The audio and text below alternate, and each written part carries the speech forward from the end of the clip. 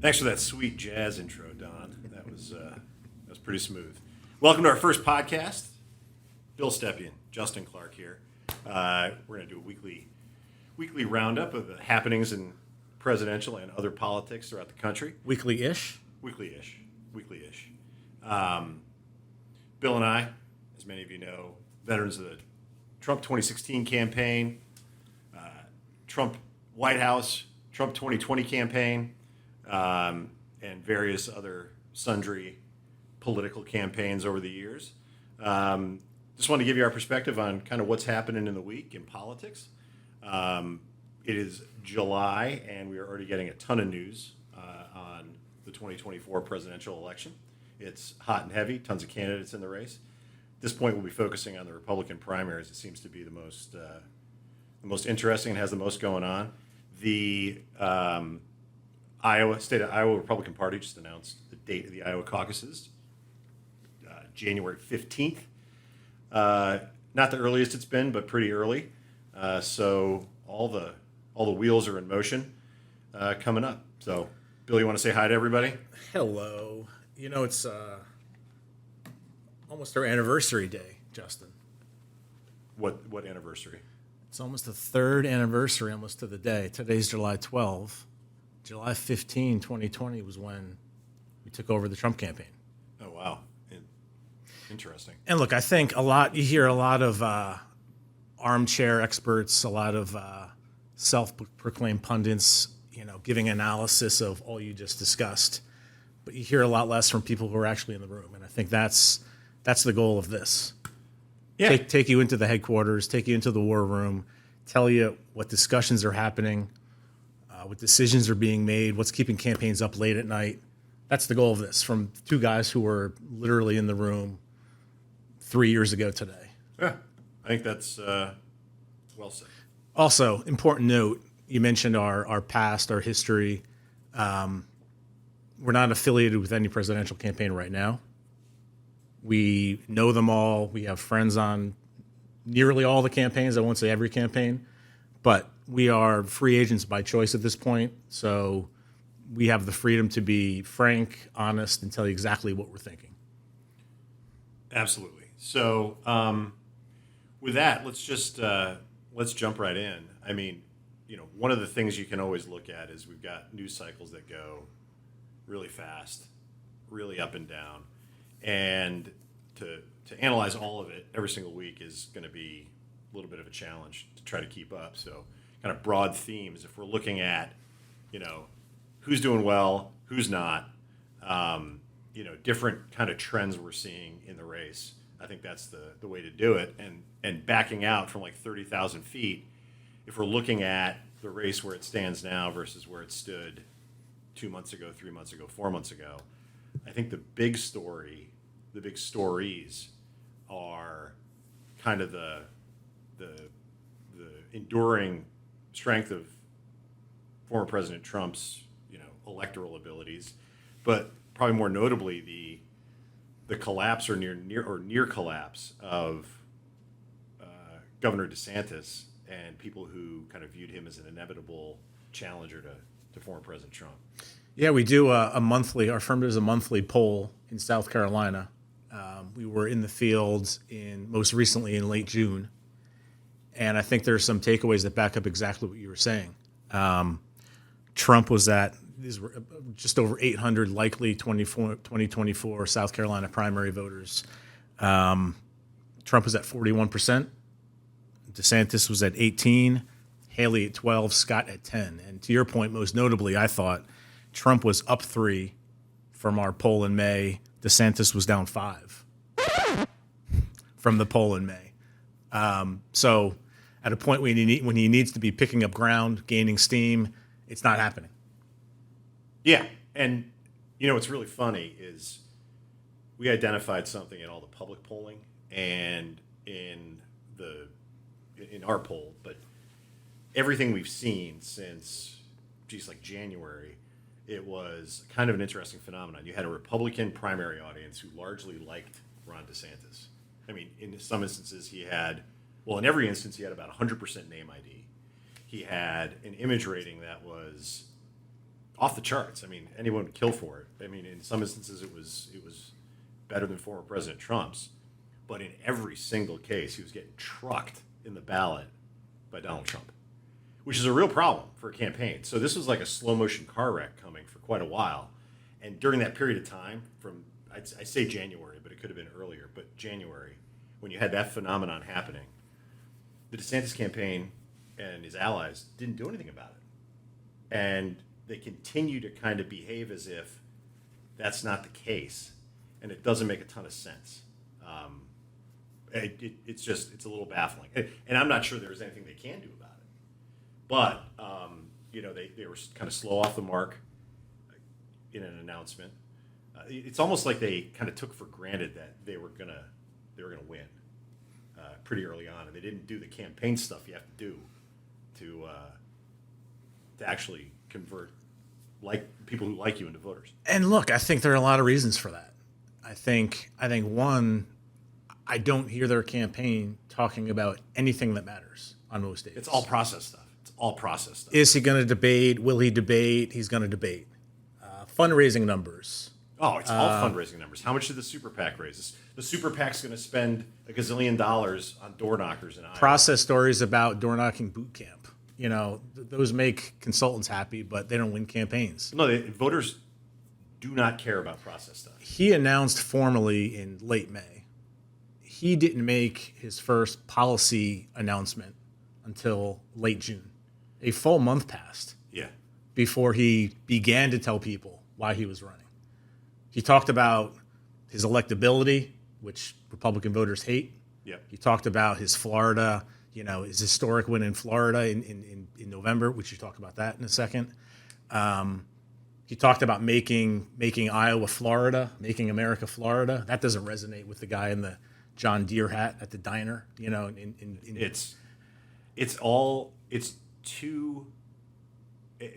There's nothing of substance there. It took a month. To talk about immigration. To talk about immigration in a way that didn't distinguish him from anybody else in the field. Right. I mean, there's nothing different from what anybody did. And again, they're taking this kind of cautious approach. And it's almost like it reminds me of George W. Bush in like 1999, where he actually was kind of the inevitable front runner. You had the McCain run for a while, but like, we're just going to run this Rose Garden strategy. We're going to roll out policy positions, but we're the heir apparent. He's got to start throwing some long passes in terms of policy positions. Hey, are you going to recognize Taiwan as an independent country? Like, that's going to make news. That's going to be on the front page of news. You're going to get people attacking you. Like, he needs people to attack him for his policy positions and then defend them. If you're not in the top tier, if you're even Tim Scott for that matter, you need to fight every day to make news, to get coverage, to get eyeballs on your campaign. Yes. And by the way, nearly every other campaign does a really good job of being focused on policy. I think this cycle, campaigns are talking about issues that most Republican voters talk about. Well, they are, and the trick is to distinguish yourself from everybody and to be controversial enough with your policy position. I'm just talking about policy position. Controversial enough that you're going to make news, and the media or people on the left or people within your own party are going to attack you, right? So And my point is they struggle to get eyeballs and stories written. DeSantis does not struggle with that. Every single day, someone wants to write a story about what Ron DeSantis is talking about. But for a month, it took a month for him to say something that mattered. And here's the problem he's got is if his poll numbers continue to deteriorate, that automatic story writing is going to stop. Because they're not going to care anymore. Yep. Because the media cares about the horse race, right? Voters care about issues. Here's the craziest part. He's got every major network, every cable news person embedded with him down in Tallahassee. He literally has to walk outside his front door and say something, and they will report on it. And they haven't done it. And it's mind-boggling. Yeah, and look, campaigns take a lot of blame, during times like this. But I gotta say, I say this often, candidates matter. Yeah. And I think at this point, at this stage in the primary, the candidate matters more now than at any point over the next, year and a half. Because now it is hand-to-hand combat on the ground. It is shaking hands at county fairs in Iowa. It's sitting in living rooms in New Hampshire. The candidate matters. In October of 24, you can run campaign ads and paint any picture you want. Candidates aren't seeing voters in October of 24. Yeah. These days, the candidate is front and center. These days, the candidate matters more than ever. And I think there's a candidate problem for Ron DeSantis. There's a major candidate problem. And he's got to fix that. He's got to do something to engage with people. And I'm talking about policies, like probably the first thing he could do. But boy, I mean, it's the worst kept secret in politics that likability is not the guy's greatest asset. And by the way, if that's the case, lean into something else. Lean into policy. Lean into policy. Right? Right. Be the policy guy. Right. It doesn't make a ton of sense. He's trying to be something he's not. And well, I guess better way of saying it, I don't know what Ron DeSantis is. He doesn't know what Ron DeSantis is. If he does, he needs to start saying it and start telling people who he is. He has spun a great narrative about what he did in Florida, specifically this historic win of his in November of 22. Yeah, I mean, has he though? He tried, especially in contrast to him trying to lay the midterms at the feet of President Trump. I think he has. Yeah, do you know the last time Florida elected a Democrat governor? A million years ago. 1994. Yeah, and you know when the last time a Democrat got close? 4 years ago with Ron DeSantis, because a well-funded Democrat in Florida is going to keep it close. Yeah, I mean, think about the 2018 general, he beat in a squeaker. Yeah, 30,000 votes, I think it was. Yep. He may have been well-funded, but he was super flawed. Oh, I mean, a few weeks after Election Day, he was found in a motel room with a overdosed male escort. Yeah, and didn't he just was off some corruption trial of some kind. I don't know if it was corruption. I don't remember what it was. But 30,000 votes in 2018. Yeah, that's right. And the funny thing is coming up. So I get the story they were trying to spin. Okay, he's a winner.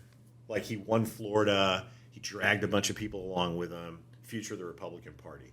That was actually a really good thing for him to do in November of 2022. Mm-hmm. And then they did nothing until May of 2023. At that point, you take that and you turn it into something else. But they didn't. That was going to become the platform. The problem with that story and the problem with that platform is that it wasn't really true. You had willing accomplices in the media who wanted to blame Donald Trump for the election losses, or not election losses, but not living up to expectations in 2022. And they had this Florida miracle, how Ron DeSantis changed Florida. That story was okay as spin in the short term, but it wasn't a good platform. Why? A, voters don't care about it, but B, it just wasn't true. Florida changed in 2020. It's in 20, we were saying in campaign headquarters, Florida's not purple. Florida's barely pink. It is a red state. When Trump first ran in 2016, there were 350,000 more registered Democrats than Republicans. 350 in favor of the Democrats. Today, there are 500,000 more Republicans than Democrats in the state. And in 20, if you recall, he won Florida by a larger margin than in 16, a much larger margin. The ad spend by Democrats was less. It was not a contested state, really. And he brought along some traditionally held Democratic seats in the House with him.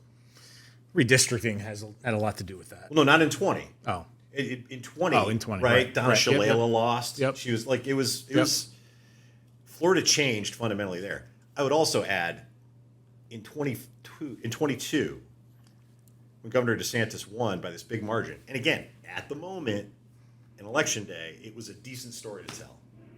But it's not a campaign platform. It's true. So, but in 22, that race wasn't a blowout until the end. Why? Because you had him outspend his opponent by a ton of money against a dinosaur, Charlie Crist, who's been everything Lost to everybody. lost statewide as a Republican, lost statewide as a Democrat, lost statewide as an independent. Yeah, gets way outspent by the Republican.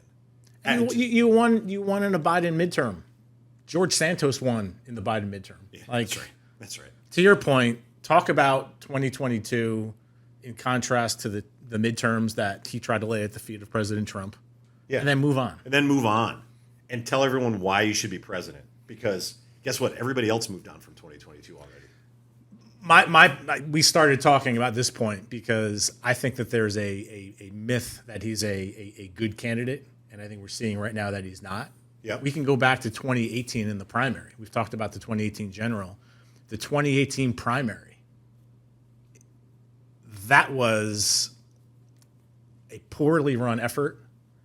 It took 2 endorsements from President Trump to get Ron DeSantis over the hump. President Trump talks about how his endorsement, skyrocketed DeSantis's numbers. If you go back and look, Trump endorsed DeSantis in December of 2017. Yep. Said he would be a great governor. DeSantis did not take that endorsement and move the needle with it. In June, he was still losing to Adam Putnam. That's wild. Yeah. He was down 15 points in a Fox News poll. Ran to President Trump with that red alert.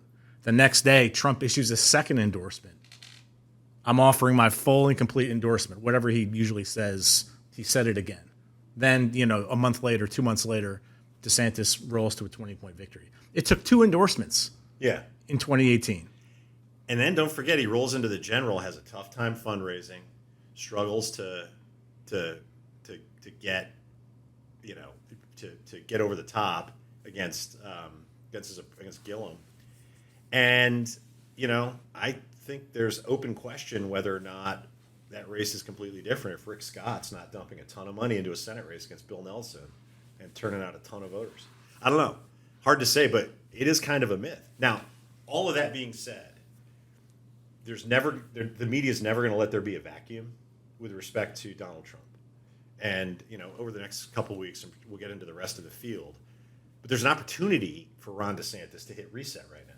I've seen a bunch of headlines the last week or so about the DeSantis campaign struggling. Even someone on a super PAC had said that. Yeah, don't take our word for it. Yeah, like the super Old PAC. friend Steve Cortez. Yeah, Steve said that Ron's way behind. But they need to realize all the money in the world can't fix this problem. Is that the first time a spokesman has been actually honest on the record? Yeah, probably. I mean, those are words, by the way, that you say when you're trying to raise money online. Yeah, you don't say that. Yeah, That's email content. That's Yeah. not something you go on the record and actually say. So maybe first step in turning the whole thing around is to not say that out loud anymore. But there's a way for him to do it, but it rests at the feet of Ron DeSantis, and it's going to get much, much, much, much harder for him, not easier, to be able to deliver those messages and come out with some really stark policy stuff that's going to make a difference and attract voters. I think a step in that direction could occur at the debate, right? Yeah, it could. I thought it was interesting that he, I'm putting up air quotes here, decided to debate. He had to. And I don't think there was any decision at all to be had. The problem is, and we said this in a polling memo we released on the South Carolina poll you referenced before, the media and a lot of people have been saying that this is a 2-person race. And it's just really not. It's Donald Trump versus the field. And the sooner Ron DeSantis realizes he's part of the field and acts that way, he'll be better off. So you said, I'll let you should keep going because I think the debate is there's not a lot of tent poles left, believe it or not, in this campaign, and that's one of them. And look, I think there was no decision here, right? I think he had to for the reasons you said. I think even going through the deliberations came across as a little arrogant, as if he didn't have to go through the process. And by the way, it's another process story. Yeah. Yeah. And by the way, Donald Trump may or may not debate, probably won't. A, he's the front runner, and B, he's gone through the process before. Yeah. And, yeah. And are you just kind of touching on it right now? Like, Governor DeSantis is acting like he's in the same category as Donald Trump, and he's not. He's also not in the same category as Mike Pence or Nikki Haley, right? I'm not saying that there's like two categories of people, but like he's kind of trying to occupy the same space as Donald Trump, and he's just not. And I also think this has not been really talked about. He's not good at debating. Anyone who watched his debating as Charlie Crist, when he was a deer in headlights, when Crist asked him if he would commit to serving for 4 years, and he stood there like a dummy, just staring into the camera. Yeah, it was not good. It was awkward. It was terrible. And by the way, how do you not expect that question to come up? Yeah. If that's what his debate coaching team told him to do, then shame on them. Shame on them worse if they didn't expect that, and that was the result. Either way, it was terrible. He's not a good debater. I think that was part of this deliberation. It could be. That's actually a really interesting point. I mean, these primaries, and we're going to say this over the course of this next several months all the time, these primaries are all about momentum, right? You know, perceived wins, losses. They drive digital fundraising. They drive votes.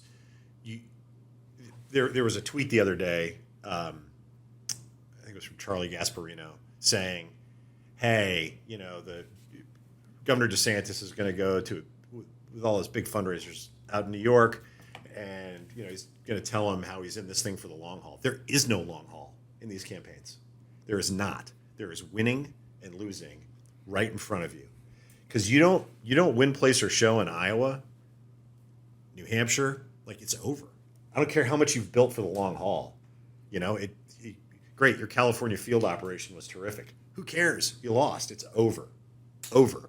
So this debate's going to matter for him, and he's got to perform because it's entirely about momentum at this point. I don't know.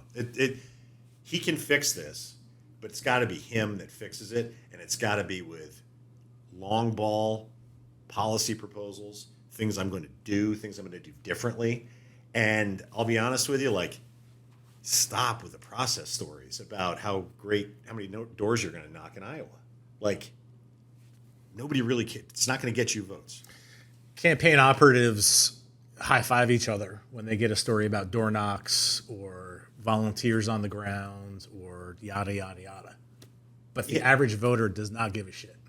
No, it's not. It doesn't affect whether they're going to vote for somebody. Show me the person who's like, well, you're at the voting booth. It's like, well, Hillary Clinton knocked on 2,500,000 doors, but Donald Trump knocked on 2,501,000. So I guess I'm voting for him. Like, this doesn't work that way. Yeah. Now, one thing about 16 it often gets overlooked, but we saw it firsthand.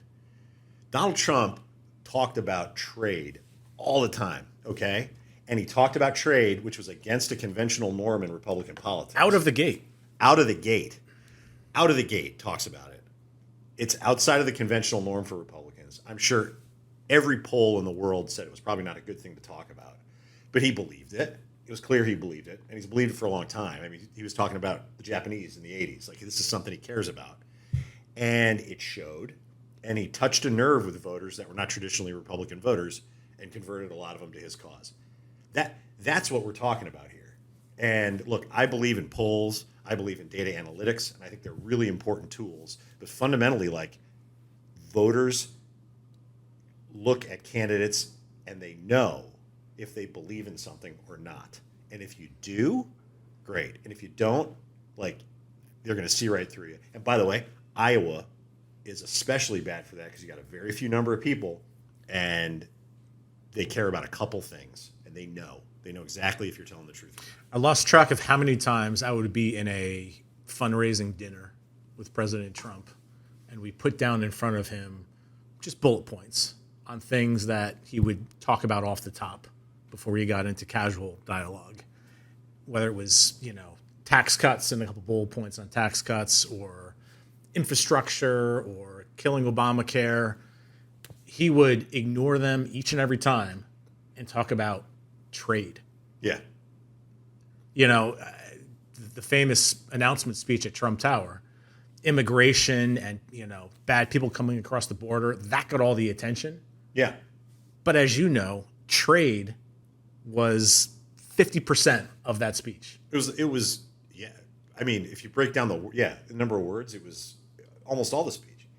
And he believes it. It was authentic to him. And he was the only one saying it. Which, by the way, ironically, like he was getting attacked on the debate stage, probably helped him. A lot. Now, look, there are mechanics of a campaign that are important. The process stuff matters, but that's gonna be stuff at the margins. A well-run campaign on the ground adds what? 2 points, 3 points? 2 points, 3 points. Yeah, sure. I mean, and by the way, for anyone listening out there, if it's a town council race, it probably adds like 15 points. Agree. Right. Like it matters less the bigger you get. Yeah, right. Yeah. But yeah, 2 points, 3 points. So congrats, you're down 23 points in South Carolina. Yeah, this ain't going to do it. Yeah. And you're not going to pick up any votes like by crowing about it. It doesn't make a ton of sense. It doesn't make a ton of sense. It fundamentally comes down to him and talking about something he believes in and owning it and working it. So I don't know. I mean, I think for this week we are, it's pretty clear that this is the Ron DeSantis like downward trend. The only open question is whether he's bottoming out or not, whether he's settling into a polling number that is actually what his number is going to be, or he just has 100% name ID and only he and Donald Trump have that, so he's getting the bulk of the votes. I don't know. Time will tell. Time will tell. So I think that's it for this week. We are looking forward to talking to you guys as the weeks progress and Weekly-ish. And stay tuned.